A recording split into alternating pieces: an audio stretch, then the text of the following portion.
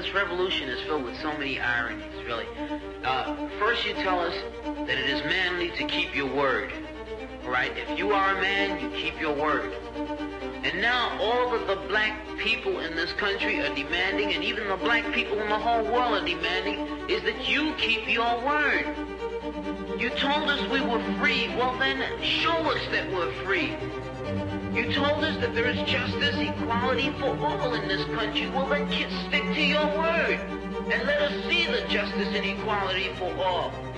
Or else admit to us that you're not a man, you're a word, you're afraid of us, you're afraid to give us equal stand. You're afraid that if you give us equal ground, that we will match you and we will override you.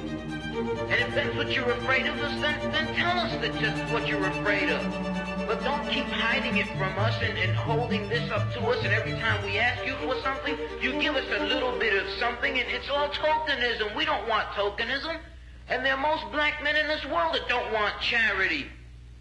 And yet still every time we ask you for something, you give us a little piece, a little piece. You're playing games with us. We're not children. We're big men. I've seen my father have to put up with all kinds of stuff.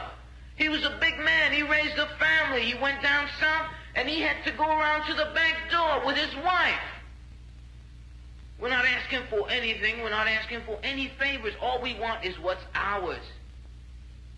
Now, there are many black veterans who are coming back, and they're mad. They're angry.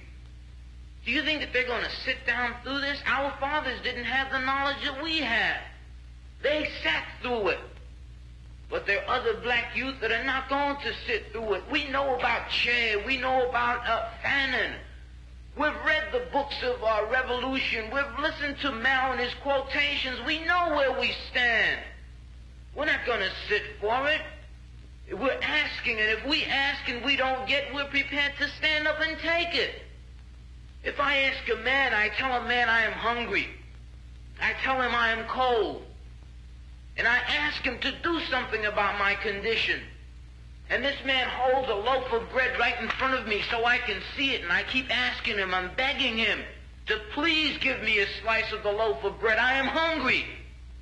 Then it is known by every psychologist that the next step in the progression is I am going to knock him upside the head and take the bread from him. I'm not going to starve to death. All we're asking, no one wants to see blood. No one likes the smell of blood. No one wants war. Anyone who's been in war doesn't want war.